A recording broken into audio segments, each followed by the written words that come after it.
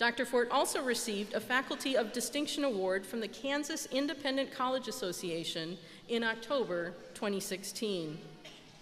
About her, one of her students said, "Dr. Fort has helped me to become a better student and has encouraged me to transform society." It is my great pleasure today to welcome to the podium Professor Jill Fort.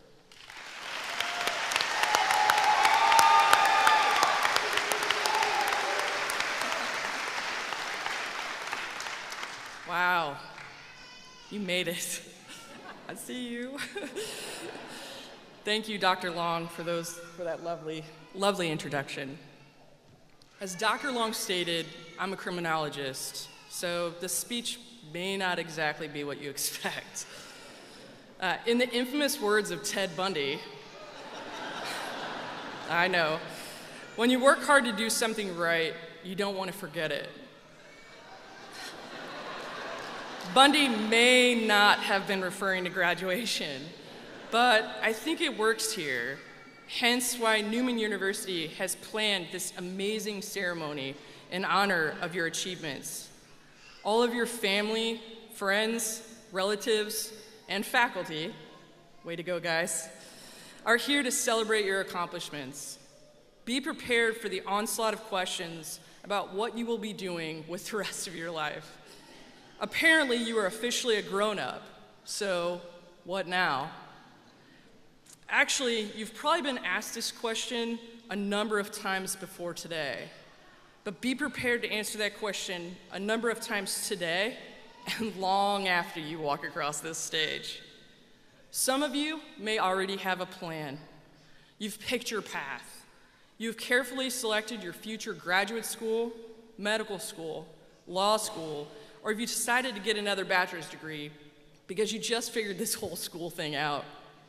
So why quit now?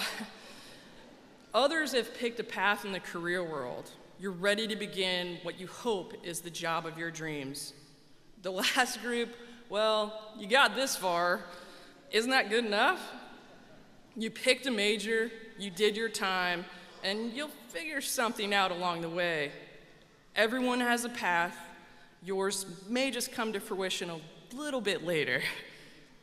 Unlike the vast majority of my colleagues you see to the right and to the left, my path was not as conventional, so I feel your pain as well. It makes for an uncomfortable few moments over cake with the relatives today, but I promise you'll survive. It's only temporary. Somewhere along the line, your path will become clear to you. I actually wanted to be a doctor when I grew up. Not the PhD kind of doctor, like I became, but the medical kind. I don't think I ever narrowed down a specialty when I considered becoming a doctor, but I wanted to help people. That I did know. It wasn't until much later on in my life that I realized I could help people in a different way and not have to endure a million hours of schooling. Oh, wait. I guess I kind of did go to school forever. Anyways, when I graduated, I had absolutely no idea what I wanted to do and where I wanted to end up. I hope the vast majority of you are sitting in a much better position than that at this time. But if you aren't, just know that it will all be okay. It will work out. Your path will come to you. In the last class of my bachelor's degree, I met my future husband. The key problem was that he lived in Wichita, and I was from and had planned to move back to St. Louis, Missouri. I assumed my path would always take me back to St. Louis. It wasn't until I moved back home that I realized my path was actually in Kansas. I wasn't ready to give up on my path here, and I'm kind of glad I didn't. I followed my path to complete a master's, mainly because my parents said if I was going to move back to Kansas, I needed to get a job or continue my education. Well, I had figured school out, and the thought of getting a real job kind of stressed me out. So off to get my master's it was. I applied to one school and called it good. Either a master's was in order or it wasn't. That was my path, and I was going to follow it. Don't get me wrong, though. I did get a real job, and I had a lot of fun while I experienced it. But I kind of liked this school thing. After all, I'd finally gotten the hang of it. While I was working on my master's, I met some incredible professors. I knew who they were during my undergraduate work, but I really didn't know them, nor did they have any clue who I was. Things changed when I began working on my master's, though. Unbeknownst to me, my path was going to continue. I just didn't know it at the time. I had met the man of my dreams, although I wouldn't have told him that at the time. Love you, honey. And I was obtaining a master's degree in the field that I loved. What could be better than that? I was not your typical go-getter student, though. I had a tendency to sit in the back of the room, not say a word unless I absolutely had to, generally had a hood over my head, kind of like the Unabomber. It's kind of scary now. I did the reading, I wrote all of my papers, but I really wasn't going to put myself out there. I've never actually been one to do that, believe it or not. I've actually been afraid of doing this speech since the moment I found out in April that I had won the Teaching Excellence Award. Don't get me wrong, it was an honor to be named Teacher of Excellence, but giving a graduation speech never seemed like it would be on my path. Ever. Anyways, I had a professor who apparently I made an impact on during my master's, or maybe he made an impact on me. Regardless, he made the suggestion that I pursue a PhD. A doctorate? Really? Not sure if that's really my thing.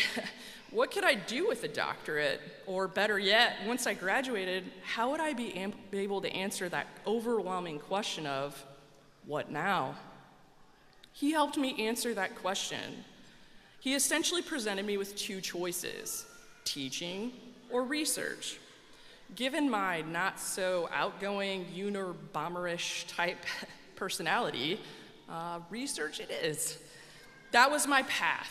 I was going to sit in a little cubicle and study crime and its impact on society in every way possible. I would happily draft report after report after report that discussed what could be done on a very minor scale to decrease crime in our society, and I'd be completely happy with that, because I wouldn't have to do this. I could go to work in Washington, D.C., and pay extremely high rent prices and commute for hours to get to my office.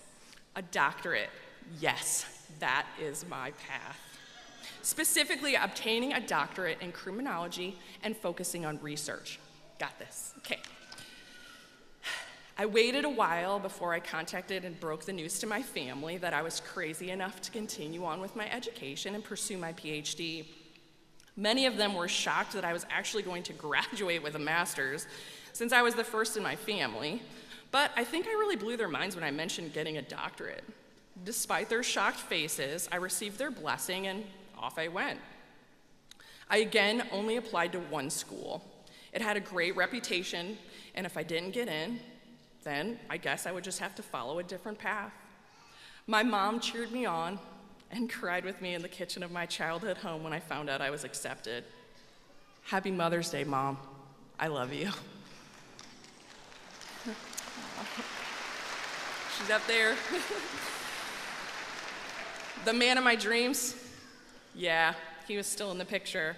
He wished me the best of luck as I left Wichita to follow my path. When I arrived to work on my doctorate, I had no idea what was in store for me, but I was willing to give it a shot.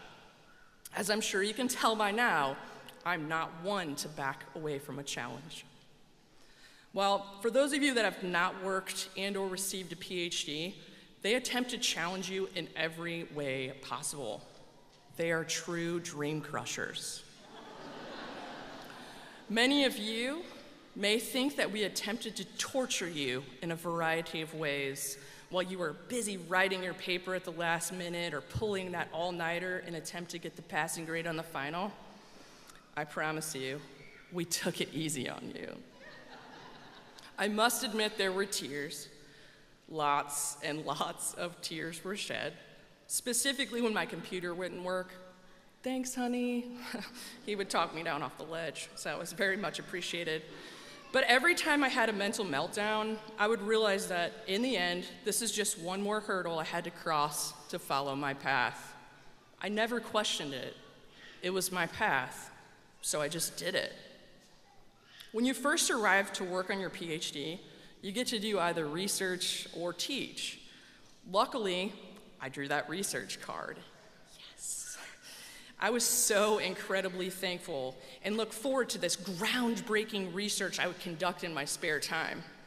Truth be told, it wasn't all that groundbreaking, but it sure was interesting. I got the opportunity to sit in the basement of the jail and interview male and female adult arrestees about their drug abuse, use, and history. Most of them obviously had been arrested, so they were either intoxicated or under the influence of some substance, so the conversations were a hoot, to say the least. I had followed my path and found my happy place, not necessarily in the jail, but just doing research, until I found out I had to teach my second year. Wait, I have to teach? I don't know if I can do this. Sure you can, I was told.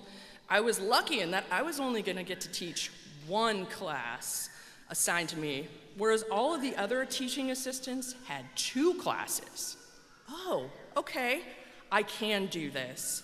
1 semester, in and out. I got this. What harm can be done? It really wasn't until I got my official class roster that I had my first panic attack. 127 students. I'm sorry, what? No, I don't think I can really do this. Deep breath, my path. Got this. 1 semester, in and out, that's it, I can do this. I can suck it up and teach for 1 student, 1 semester. That's all I have to do. Focus on 1 student. Don't look at the whole crowd. Don't picture them all in their underwear. It's kind of awkward. So 1 semester to reach the end of my career path. I got this. If only I could go back and speak to the students in my first Introduction to Criminal Justice class. It was an amazing, eye-opening experience, to say the least, but I had a blast. The next year I was told I had to teach. 2 classes this time. Okay, I survived 1, so 2 will be okay. Unbelievably, I kind of liked this teaching gig. It's fun, and I get to inform people about a discipline that I truly love. Who knew? Additionally, who knew I'd be okay with it? I've had plenty of less than Pinterest-worthy moments over the course of my career, but I wouldn't trade them for the world. I don't feel like I'm anybody special, never really have, whereas I have a tendency to look around and see a lot of somebodies. I never thought I was good enough, when in fact, apparently I guess I was making an impact. When it became time to figure out my what now, I really lucked up on my career at Newman. I was moving out of my apartment, coming back to Wichita, because the man of my dreams and I were now in the midst of planning the wedding of our dreams. The time had come where I was ABD, which means I was done with all of my coursework, but still had my dissertation to write. Just a book left to go. No biggie. While packing up my apartment into a moving van, a friend of mine mentioned that Newman was hiring. That path again. I applied. I got a phone interview, and I didn't answer the phone the first time. Oops. The doctor apparently called at the exact same time my phone interview was scheduled. Really thought that path was going in a different direction at that stage of the game, but a few minutes later, they called back, thankfully. On my in-person interview, I felt instantly at home. Newman is an incredible place to attend school and to work, if you take the time to let it all sink in. Sometimes we have a tendency to crave big, but we may be running after the wrong things. Doing small things well is not a bad thing, and can actually lead to a degree of difference that pays off in the end. Get it? See what I did there? Degree of difference. You're welcome. When I got the job at Newman, I really didn't know how much it would take over my life. I found out a few years ago that I'm unable to have kids of my own. So you, all dressed in black, you are my kids. I would like to take the opportunity to tell you all now, thank you. Thanks for letting me be there for your daughters, your sons, nieces, nephews, cousins, uncles, friends, and relatives. I, along with my colleagues who sit before you, have had the most incredible opportunity to watch them grow as individuals, not just physically, but mentally and emotionally as well. I've been given the opportunity to share some incredible moments with my students. Babies have been born, jobs have come and gone, so have boyfriends and girlfriends, or husbands and wives. But in the end, happy or sad, I've had the chance to watch them figure out their path. I often get asked if I'm a coach. Normally my response is just shake my head, giggle lightly, and respond with a no, especially considering I know what hides beneath these robes and stares back at me in the mirror every morning. But in actuality, that is what we, as faculty, are. My job in life is to help people find their path. I always knew I wanted to help people, I just didn't know how. I had incredible professors and mentors who helped me find my path, and I hope that there is at least one of you out there who will be crossing this stage this morning that I have helped find yours. If it wasn't me, I hope that there was someone else either in the audience behind you or off to either side of the aisles that helped guide you to find your path. More than likely, I wouldn't have chosen this path, but I know that this has been the right path for me. I know I'm right where I'm supposed to be, and that's what I want for you. So, final words of wisdom, I guess that's what I'm supposed to be doing up here. Always challenge yourself. Don't be afraid to fall flat on your face. Take the chance, apply to the school, fall for the man of your dreams, or in my case, run the marathon. Be open, be flexible. Don't live a maybe, could have, or should have life. Always push your current self to be better than your past self. Go out there and transform society. When someone says why, say why not. And again, like Ted Bundy said, when you work hard to do something right, you don't want to forget it. So enjoy the ride that is your life, and always follow your path, no matter where that might take you. Thank you.